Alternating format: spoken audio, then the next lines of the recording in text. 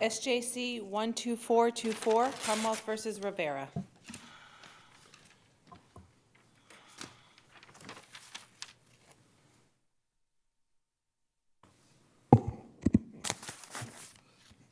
Good morning, Ms. Keddick.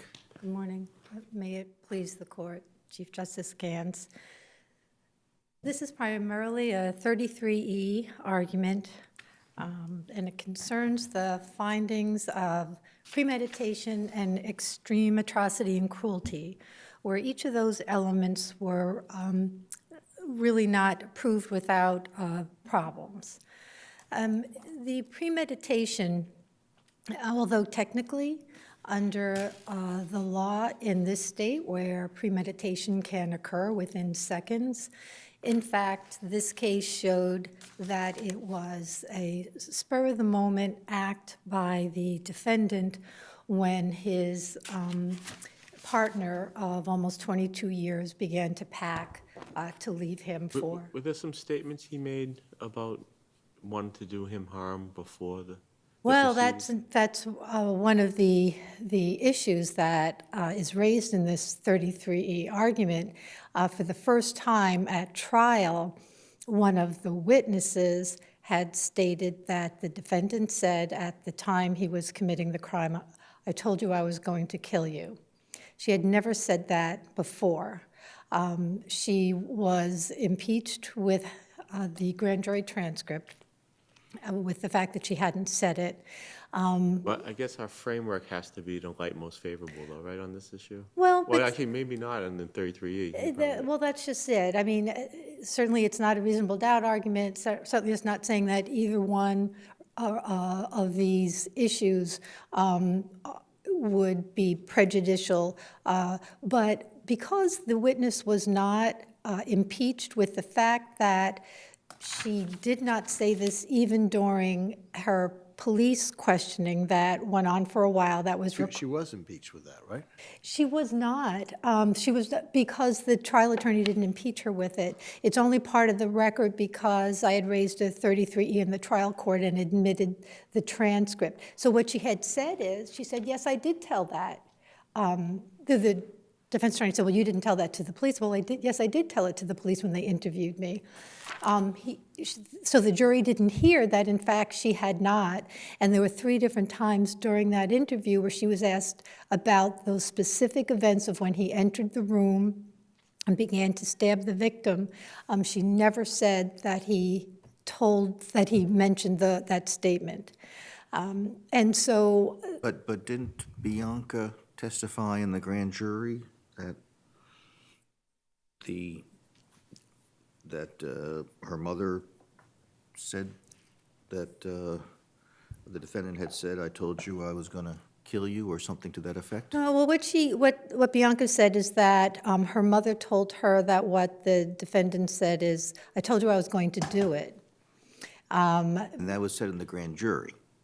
Right, but only by Bianca, not even by Valentin, who. Right, but am I correct, or is your brother correct, in his brief, as I understand it, that Bianca said, "I don't speak Spanish. I heard him say something," and that her mother said that what she had heard the defendant say was basically, "I told you I was going to do it," or Right. And somehow the effing word got in there, but I guess it varies between the grand jury and Bianca's testimony. Is that all correct? Right. So why is that not fair warning that and also corroboration that the mother had heard it if Bianca heard her mother say it? Well, what we have is a much more prejudicial statement. "I told you I was going to kill you." That was never said before, and that's much more highly incriminating. And the problem is the jury wasn't. But I don't get it. I'm reading from your brother's brief, and but at defense counsel's request, she, meaning Valentin, reviewed her grand jury testimony and acknowledged that she had not, in fact, told the grand jurors about the "kill you" statement. Defense counsel also elicited testimony from Detective Samar that Valentine did not tell him about the kill you statement. So the impeachment was done here, right? Well, there were, That's the, Valentine. before the jury, the impeachment was not completed before the jury, so the jury was not told. I just read you, is that inaccurate? Script 2, pages 91 to 92, and transcript 2, 141 to 142. Oh, I don't have the you're talking about the But I'm reading from pages 20 and 21. Oh. It looks like she was, in the Commonwealth's brief, it looks like she was impeached. It's,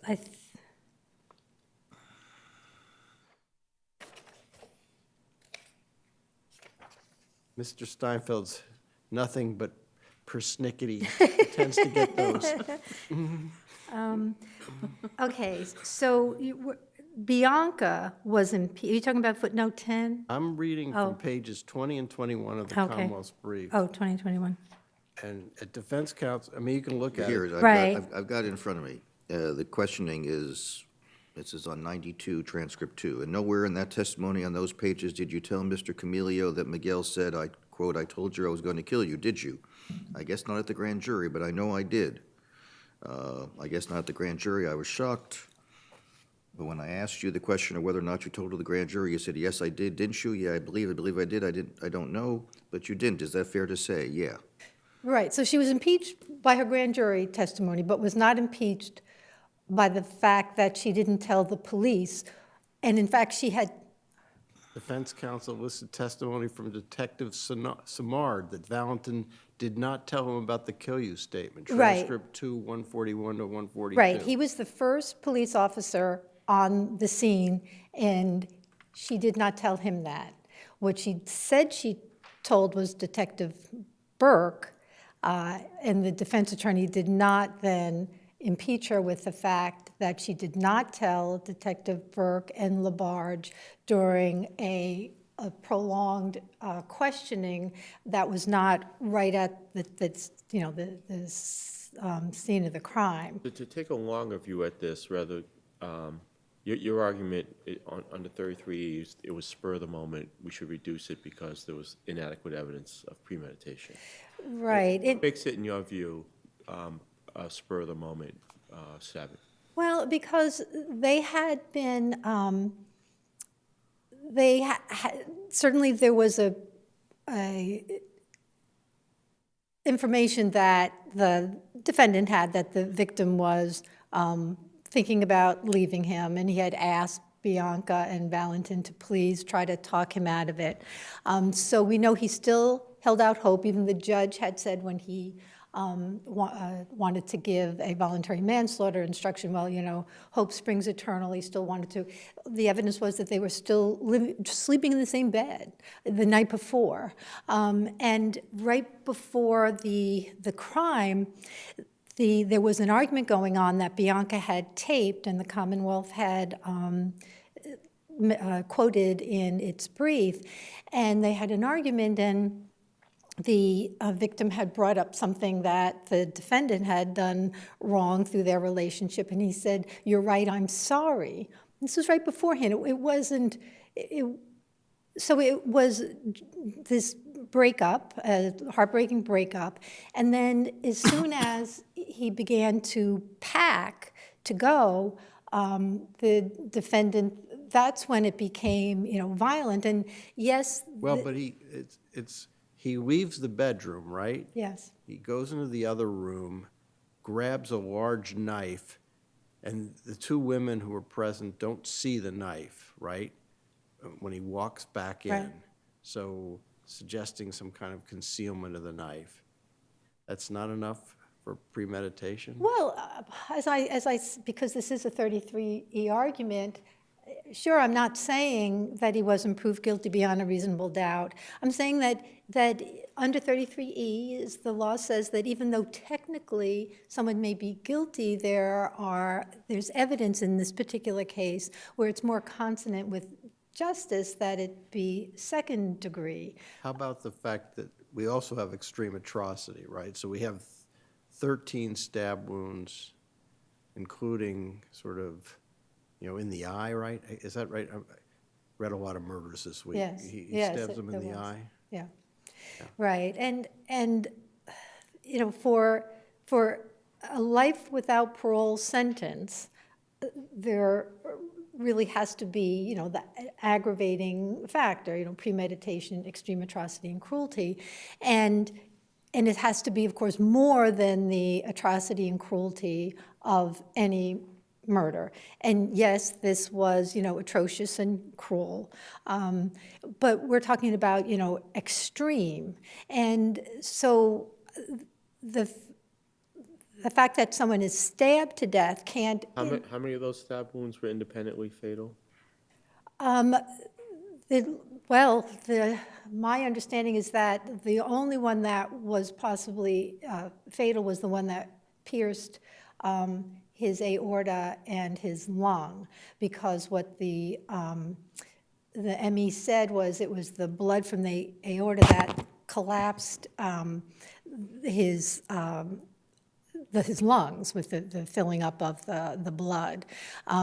There were 4 other stab wounds, that were deeper than they were wide.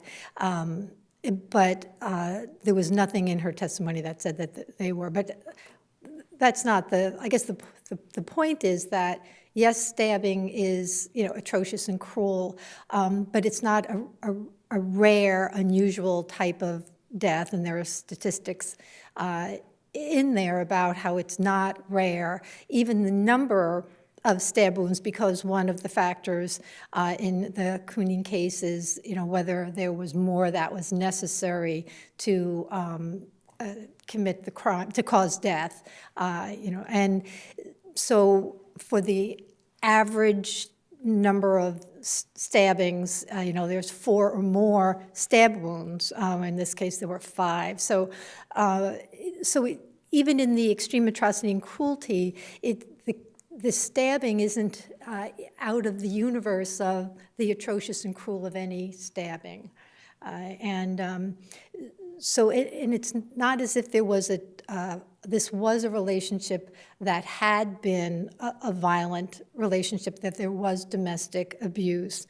And what the evidence was from the witnesses, the sister-in-law and the niece, is that Mr. Rivera was fairly pathetic about the whole thing, about the breakup, pleading with them to talk the victim out of leaving him. And we do know that he had mental health issues. There wasn't a mental health defense, but he did have mental health issues. He was disabled because of that. He was taking anxiety medications and such. So it's just not the type of long-term, violent, horrible crime that finally this is what it came. In your brief, do you have cases specifically that you can compare where we've reduced the verdict? No, because of this particular. Or you say that this is a good case for 33E review, Right. and you've given us some problems with the evidence, Right. and explained the nature of the relationship. Are you familiar with any of our cases that have done just that have reduced this kind of case to second degree for the reasons you're suggesting? Right. Well, there in a case.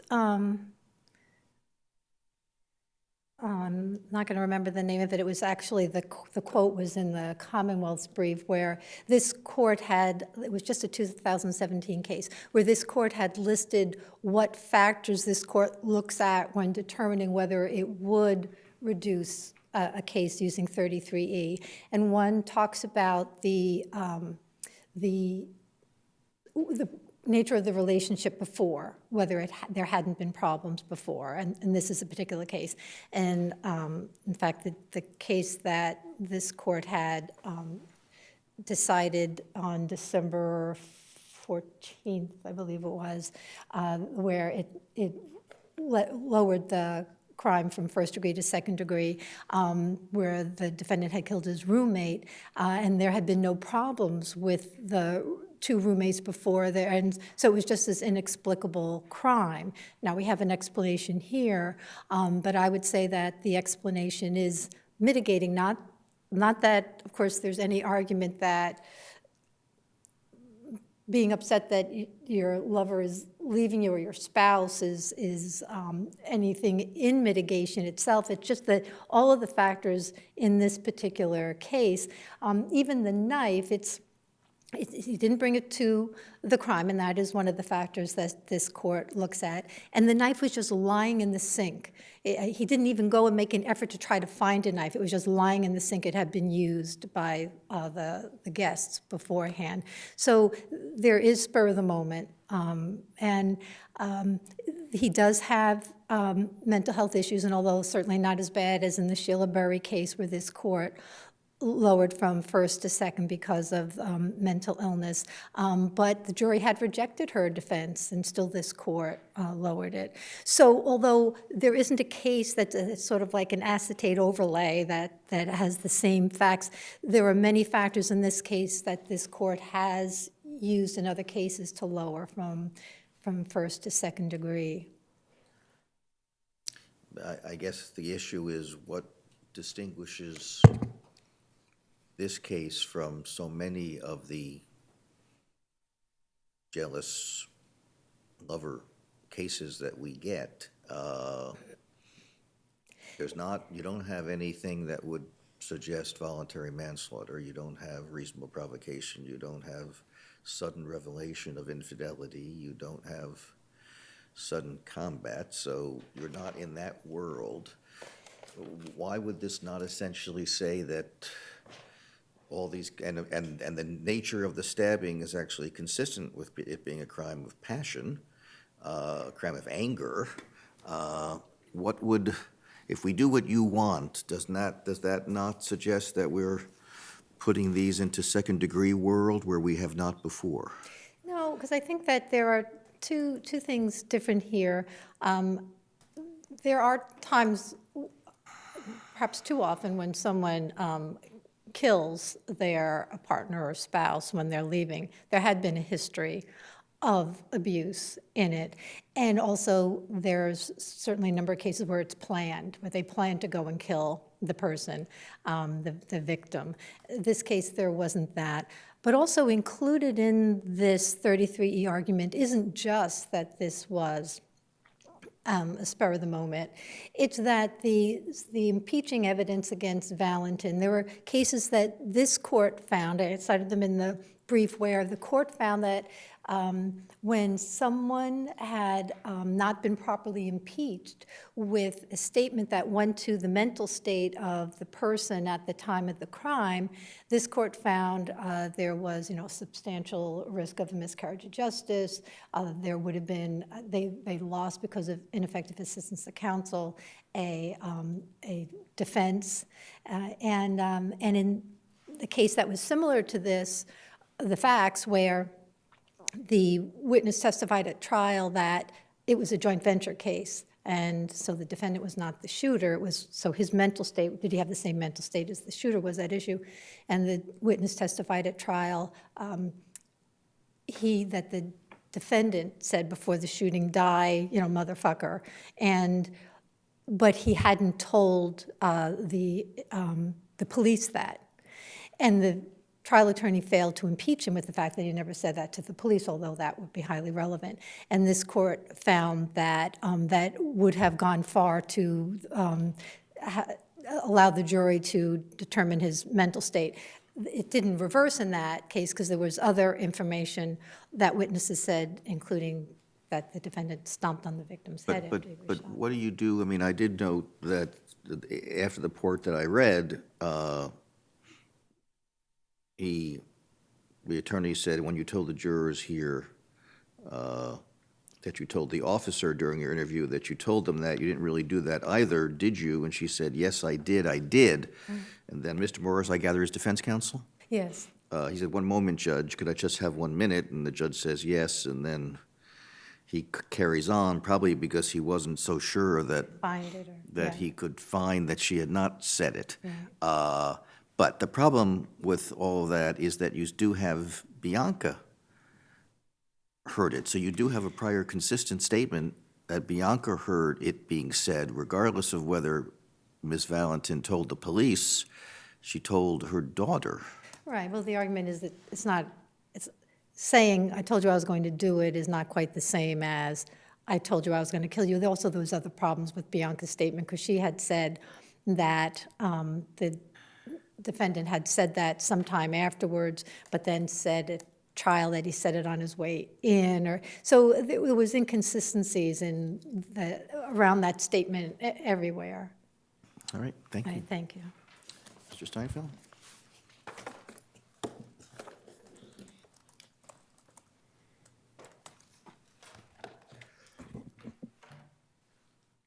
Thank you. Good morning. May it please the court, Kenneth Steinfeld for the Commonwealth. I'd like to start just by clearing up the issue that came up, especially during some questioning from Justice Kafker about defense counsel's failure to impeach Ms. Valentin. And he, in fact, did, in one instance, fail to impeach her. He impeached her by failing to mention the statement. Valentin testified that she had told the grand jury about the statement and that she had told a detective from Lawrence named Burke, that she had told both of them. He said, I told you that I was going to kill you. During cross, she was definitely impeached with her grand jury testimony, where she did not say it. And she said, oh, yes, I guess I didn't say it. Then she was asked, did you tell Detective Samard?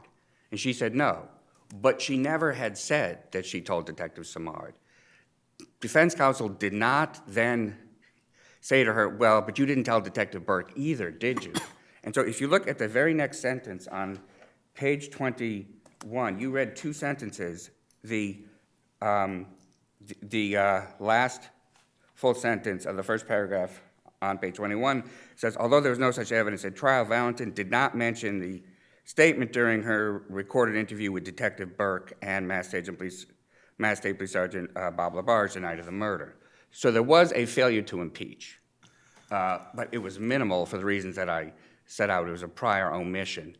And I think that the confusion there comes from the fact that she said, no, I didn't tell Detective Samard, when she never had said that she had. So I hope that clears it up. I don't know, maybe I've just made it less comprehensible. I guess, did the jury understood that Valentin said that she said this at the grand jury, and she actually didn't, right? Jury knew that she said she told the grand jury, but actually had not. Right. The So jury they understood definitely knew one. that, The and she Samard- acknowledged. The Samard thing is more. That's sort of not at all relevant. Right. The jury did not know that during her interview with Detective Burke that night of the murder, she had failed to mention the statement. That the jury did not know.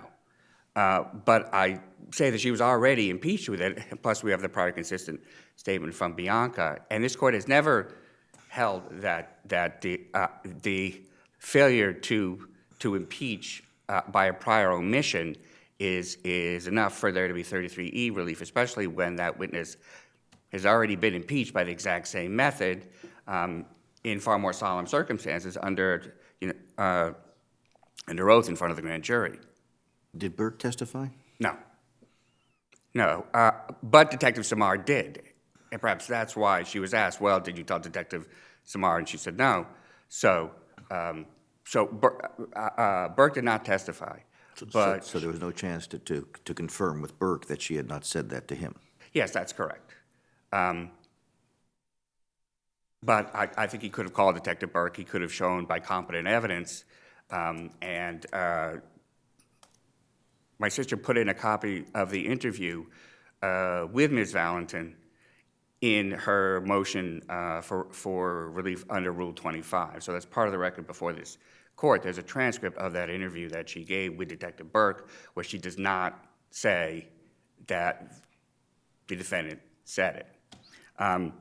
Also, Justice Kafker, there was no stab in the eye in this case. I also have read many murder cases this week, but I think there was a stab above the eye, but not in the eye. Okay, so And what is so we have the death blow is to the neck area, right? no, the death blow was to the right chest. There were no neck injuries. But there's a stabbing right above the eye, Right. right? Okay. Right, That's- and there was no evidence that that was a serious wound. I think it's fair to say from the ME's testimony that the fatal wound, that there was one single fatal wound, which was about 7 inches, on the right side of his chest that went through skin and soft tissue, the bone, And what is one the lung, the carotid. Above the head is what? What is the stabbing above the head? Describe the detail on that. I think that it was an incised wound, that is, that it was wider than it was deep. Okay. I'm not certain of that, but there's definitely no evidence I mean, there was a stabbing in the head. I just don't think that it was a very serious wound, and certainly there's no evidence that said that that wound contributed in any way to his death. We're pretty sure that the one wound, the stab that cut the aorta that caused the victim to start to bleed into his chest cavity. I'm just focused on sort of the extreme atrocity Yes. issue. So we've got, and again, I remember there was a stabbing in the head, but I wasn't sure what it was. And How many stab wounds in all? There were 13, And when did, and 8 were incised and 5 were stabs. any indication when the fatal blow was struck? No, we don't know. Valentin testified that she first saw the defendant stab the victim in the back. That was not the case. There were no stab wounds in the back. And then she said he turned him over and just started stabbing him. She didn't say where. So we don't know the order of the blows. We don't know whether that was first or 13th. All located above the waist? Yes. Yes, there were 6 on the chest, 1 in the head, and 6 on the upper extremities. 3 on his right hand, which are apparently defensive wounds, 2 on his arm, and 1 on his forearm. So you have 6 wounds in the arms, 6 in the chest. 1 of them was very deep that killed him, plus 1 in the head for 13. None below the chest. But all apparently stabbing from his front while the victim was on his ground, or at least facing the defendant. How big a knife was this? It was I have the dimensions in the brief. I think it was a 12-inch knife with a 7-inch blade and a 5-inch handle, something like that. That's in the brief, but it was... This is a kitchen knife? Yes, it is. It is the biggest knife that they found in the kitchen, by the way. So the fact that it was in the sink, it's true, but there were photographs of all of the other knives in the kitchen, and this was the biggest one. And it's a fairly hefty, substantial knife. I can certainly have the clerk of the court. I was just going to ask if it was an exhibit, and if we need it, we Right, can. right. I assumed that, so I didn't have that done already. But I think that those are the dimensions of the knife. Now, as to... So what, does your sister have a point that virtually every stabbing death done out of anger is going to fall into the realm of extreme atrocity or cruelty? No, I think that it can be one, but here there's 13.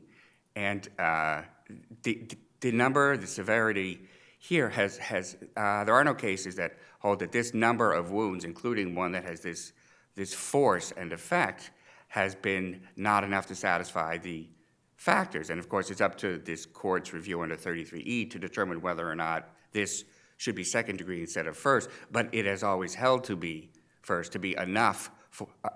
And I don't know of any case in which there are wounds like this in which this court has made it second degree rather than first, or manslaughter instead of first. I'm not aware of any, and there are several that I But cite we've that have had a similar similar number to of stab wounds. manslaughter, but that's because there are mitigating factors. Right, that are not present here. There's no alcohol, there's no intoxication.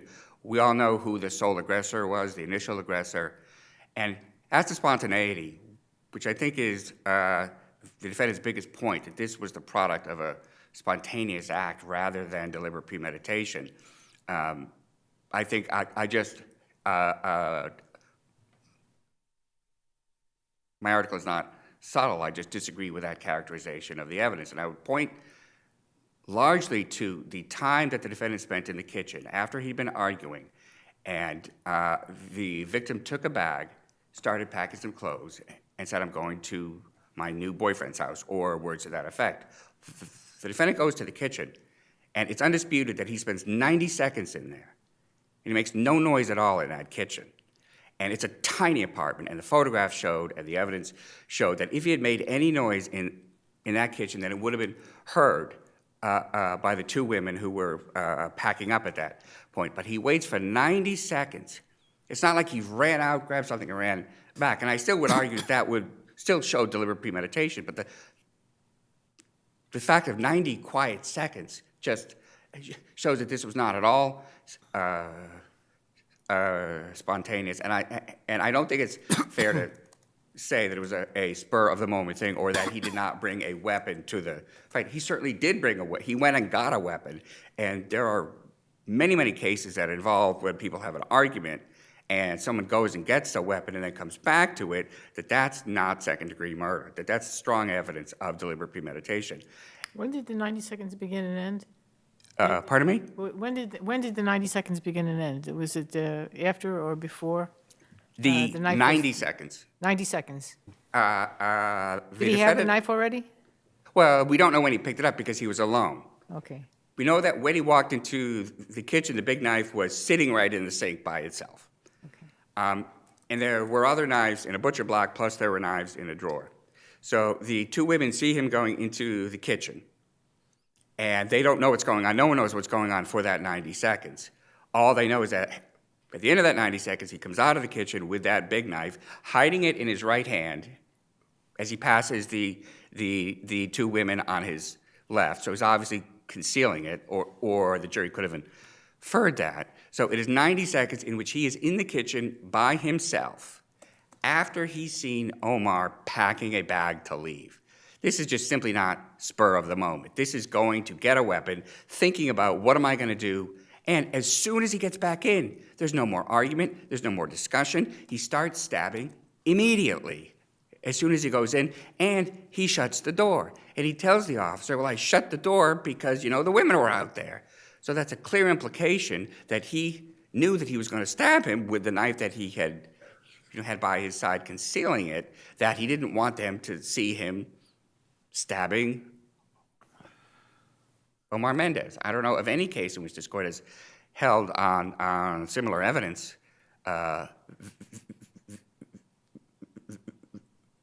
it's either a manslaughter case or a second-degree case. I think this case has none of the traditional elements of where this court has done that. And in fact, is a fairly clear cut. Though, of course, tragic, as I say, it's the end of a relationship, but it's far more tragic for the victim, the innocent victim who's done what, who only wants to see someone else, which is not a crime. But for the defendant to plan and then to execute him with extreme atrocity or cruelty, this court should uphold that verdict of the jury. And of course, the fact that the key witness, or that a strong Commonwealth witness was impeached, this court said very recently in Moore, deemed it patently absurd to argue that because a key Commonwealth witness was not credible because he was a drug addict. Here, it's the exact same argument, that you shouldn't believe this witness because she was impeached with a prior omission, which is a far cry from anything that's ever been held sufficient for a verdict to be reduced from first to second degree. The 90-second estimate comes from, That comes from Bianca. not from Ms. Valentin. That's right.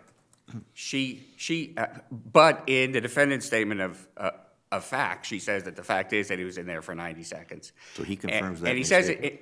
in the statement that he got it from the kitchen, but he doesn't say how long he was there. But